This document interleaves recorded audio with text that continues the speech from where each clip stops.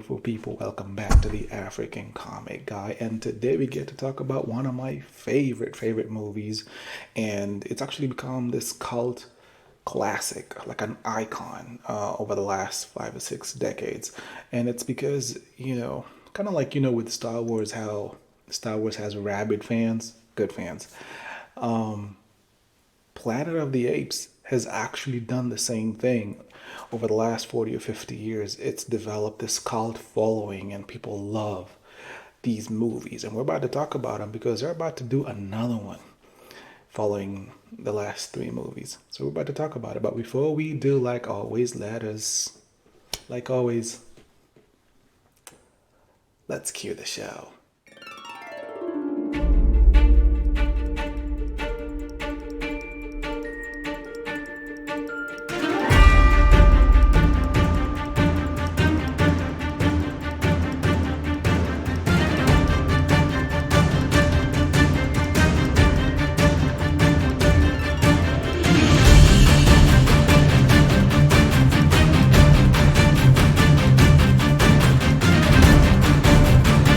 Now, I don't know if Planet of the Apes for some of you is new. I don't know if you've been sleeping under rocks and you have no idea what I'm talking about, but Planet of the Apes is actually one of those movies, one of those really iconic, classic movies that over the last 4 or 5 decades has just grown and grown and grown in massive, not only in massive support, but in a massive following. And you see it when you go to Comic Con, you see people dress up, you see people, when these movies come out, they do extremely well, outside of the 2001 version that we're going to talk about in a bit.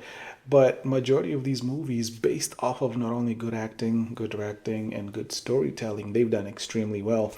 And we're about to talk about it because they're about to have a fourth movie in the series. They've had a series, the last three movies, and they're about to have a fourth one. And it's long overdue, long overdue. The last one came out in 2017, so it's basically long overdue. But we are excited. I'm excited because number one, there's certain actors reprising their roles. Well, one actually, but we knew that coming from that last movie, that there had to be a continuation, right? It wasn't the end, so there had to be. So that's what we're about to talk about. But before we do, you also always have to pay homage. You also have to pay some respect to movies that came before, because this first movie came out in 1968. If you believe that, it was one of those movies that actually, at the time, they didn't think this movie would actually blow up as big as it did, because number one, nobody had ever done anything like it. You know what I mean? You had movies like Jaws that came out, but nobody was really putting prosthetics. You know what I mean? Really making you look like an ape. You know what I mean? Dressing, looking, acting, walking, all these things that you had to do. But they did. And the 1968 movie did extremely well. And because of that movie, they had a sequel to that movie. And the sequel to that movie came in 1970, Beneath the Planet of the Apes. So that was a sequel to the original Planet of the Apes in 1968. And both movies did extremely well. And like I said, because of these two movies and because of how popular they became, this now generated so much buzz in the industry, because nobody had ever seen anything like that on the movie screen. Because it had really good actors that were actually in this movie. But I remember watching Ben-Hur. I don't know if any of you have watched Ben-Hur. This movie came out in 1958, I believe, or 1959, somewhere around there. I think it was 1959 that this movie came out. And when you watch classic movies like that and you watch really good acting, and again, this goes back to a time when you had to be a really good actor to be in movies. Not only to be in movies, but to be a lead actor. You had to be really good, because not only did he bring his cachet, who he was, but he took on this role in this movie.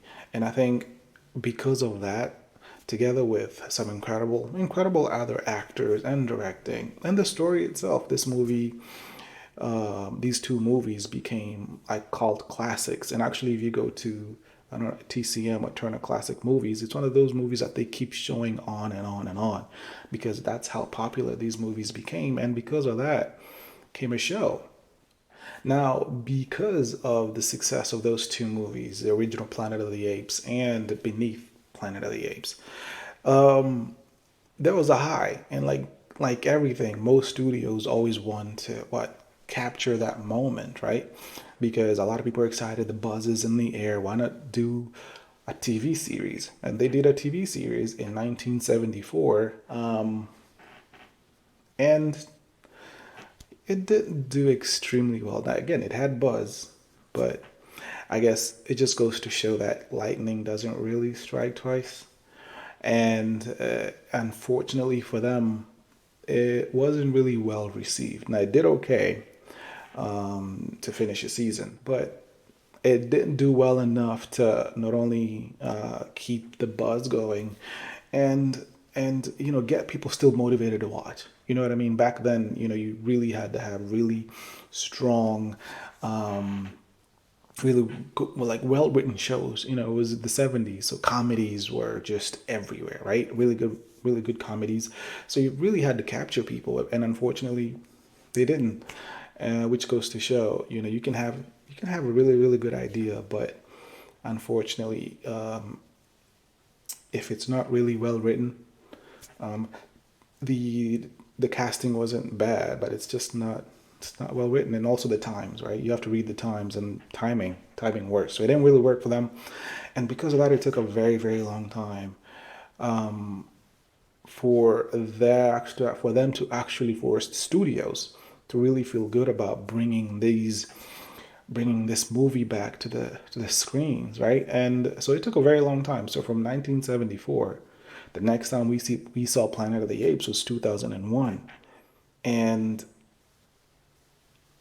you know when the studio, in this case 20th Century, really looked at it and said, we want to do a we want to do a new Planet of the Apes. Not only that, we're going to bring some huge Hollywood big rigs, to this project. And they got Mark Wahlberg to agree to come to this movie, play the same role as George Taylor. And this is Marky Mark. This is Marky Mark ascending, right? So you assume it would do well. And it didn't, because the story sucked. If you watch that movie, you're like, it has an incredible cast. It does have an incredible cast. But unfortunately, the story sucked. It did. It did. And, the movie itself was kind of cool. I mean, the visuals, right? The picture itself was pretty good. Unfortunately, it's just a story, right? People didn't like the story. People didn't like the story, and because of that, it bombed. It really did. And it's sad because when you watch it, you can tell what they were trying to do with this movie. This was like this movie was the this was an actual Planet of the Apes. The humans were more subservient to the apes, and it was more of us as humans wanting to start a revolution. The apes were brutal. So you could tell what they were trying to tell, the story they were trying to portray, like a real Planet of the Apes, but it felt rushed. It really, really felt rushed. You know what I mean? It's like, whenever you're reading a really good book, oftentimes a writer, kind of drags the story, keeping you hooked. You know what I mean? It's like, I'm giving you just enough to not only pay attention, but at the same time, stay, don't leave. It felt like they gave us too much right up front. We couldn't really understand this society, like, where did it come from? How did they get here? So they're trying, you know what I mean, trying to fit in so much at once, and it didn't do well. It really didn't, and because of that, it bombed, and rightly so, rightly so. But like everything, there's always a silver lining. There's always a silver lining to the story, because obviously, if I'm talking about it, either it means something did extremely well or something did extremely bad. Nothing really in between, right? But like I said, there's a silver lining, and that came in 2011 when we got Rise, of the Planet of the Apes. When I tell you, I remember watching this movie in the theaters, again, not knowing what to expect, because I'm a movie buff. I really am. And I'm one of those people that I can go back and watch movies in the 1950s and enjoy. Some of my favorite movies were in the 1950s and 60s. These are classic movies because I don't know what it is. It's just, those back then, the writing and the acting, everything was so good. But obviously, so I loved the first two movies, 1968 and 1970. Didn't really like 2001. So it's like when you have a bad taste in your mouth, like recently, it's really hard to have expectations. So that's kind of like what I had when I went to the theaters. But the only thing that I got excited about was who was cast to play Caesar. Andy Serkis. Andy Serkis. If you don't know who Andy Serkis is, man, I don't know where you've been the last 30 years. If you like The Lord of the Rings, you know who Andy Serkis is. Gollum. My precious. When I saw that he was going to portray a role, now I didn't know what role, in the movie. I knew he'd be playing a role. And then you end up realizing he's playing Caesar. Because when you watch Caesar, who's in Rise, Planet of the Apes, if you don't know the story in that movie was, this company, it's a pharmaceutical company trying to find a cure for Alzheimer's, right? So they're doing experiments on apes, right? Trying to see if they can make apes smarter, right? And in so doing, they end up experimenting on an ape they've caught in Africa who they didn't know was pregnant. And the ape dies giving birth. And that baby ape becomes Caesar growing up. And what they didn't know is these experiments led to Caesar being born with this, I wanted to say metagene, like in the comics. But anyway, so Caesar was actually changed from inside his mother. And when he came out, Caesar was way smarter, but they didn't know how smart. But he kept getting smarter and smarter and smarter. And anyway, long story short, at the end, he ended up realizing that he is smart, realizing that it's kind of like you self-actualize. He ended up realizing, you know what? I'm self-aware. I'm smart, probably smarter than most humans. And he ends up running away and setting a lot of the apes that he not only connected with, but in zoos as well, because he's like, well, he believes we can't be free. Anyway, but Andy Serkis plays Caesar. And you can tell. Like, I remember watching that movie knowing this man, if they were not going to get an Oscar for really good picture, there were if there's an Oscar for portraying a character, Andy Serkis should get Oscars for everything he does because he did that movie justice. He did that character justice, and that movie was outstanding. Because of that, it led to Dawn of the Planet of the Apes. It also led to War, Planet of the Apes. And these three movies killed it. Whenever you tell a good story, a la Christopher Nolan with the Dark Knight trilogy, right? You can't wait to see what comes next, right? I remember, you remember Christopher Nolan is just a pretty good director, but he's also a pretty good writer. And the story just captures you, right? That's exactly what happened with Rise of the Planet of the Apes, Dawn of the Planet of the Apes, and War of the Planet of the Apes, because the story, the acting and directing was outstanding. And all three movies, critically acclaimed and did extremely well. And it was one of those things where you were like, where can they go next? Because they kept pushing the envelope.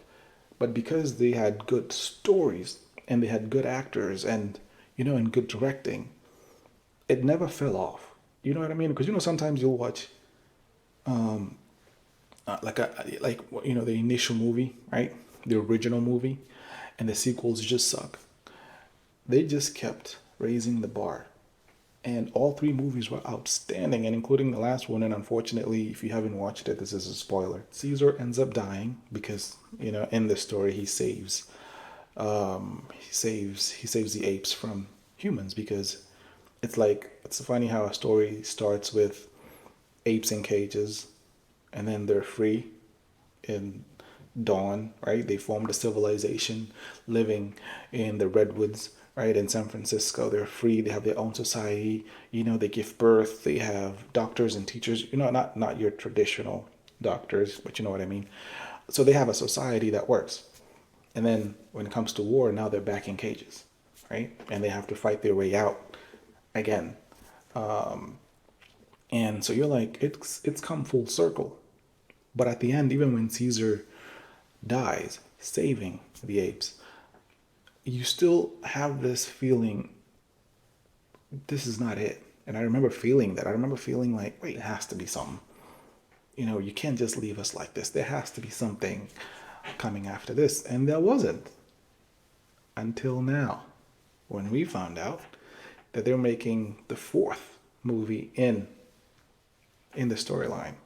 And this movie will be called Kingdom of the Planet of the Apes.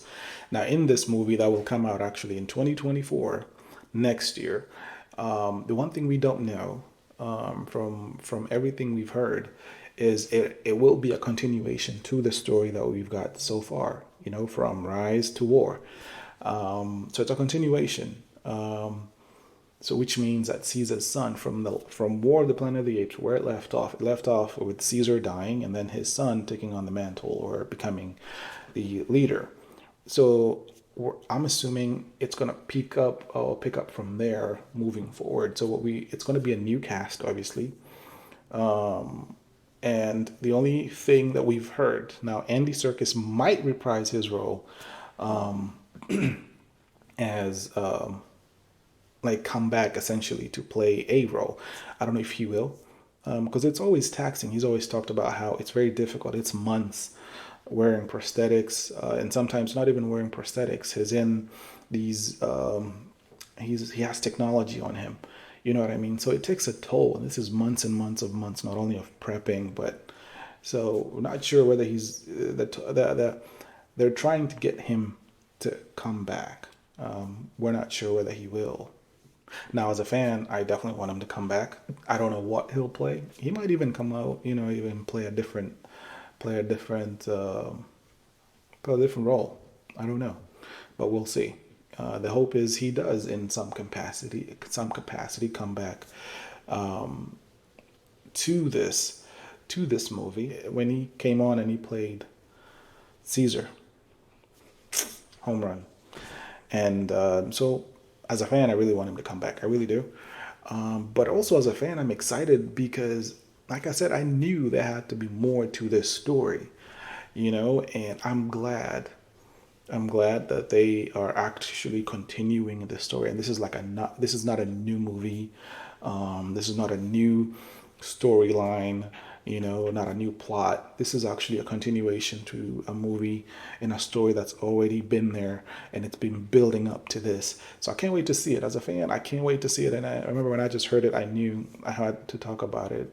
I always talk about comics, but this is one of those movies, to me, is almost like a comic, because when you watch it, it feels the same way. You feel exactly the same way I feel when I'm watching a comic related movie, the same way I feel watching this kind of movie. It's like watching Predator. It's the same feeling, and I'm going to talk about those later. So I had to talk about this because this is near and dear to me, because I've been following these stories, and I'm one of those fans who I've been a fan even of classic movies, of classic versions of these movies. So I go back, even the original Godzilla, I watched it. The original King Kong, I watched them, because I always like going back, and it's like reliving these moments where, number one, I wasn't alive, but I have this way of watching these movies, even though, if you watch King Kong originally in the 1930s, you're like, it looks fake as hell.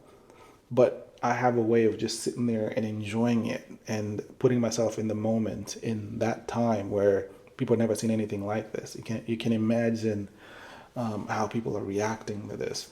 So same thing I had with Planet of the Apes, So I had to talk about this because this is fun. This movie is outstanding. And if you haven't watched the last three movies, I would say watch them. Highly recommend. Start with Rise, obviously always going concession. you know. So start with the first one, Rise of the Planet of the Apes.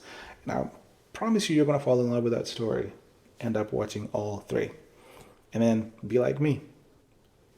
Really anticipate the fourth movie in this storyline.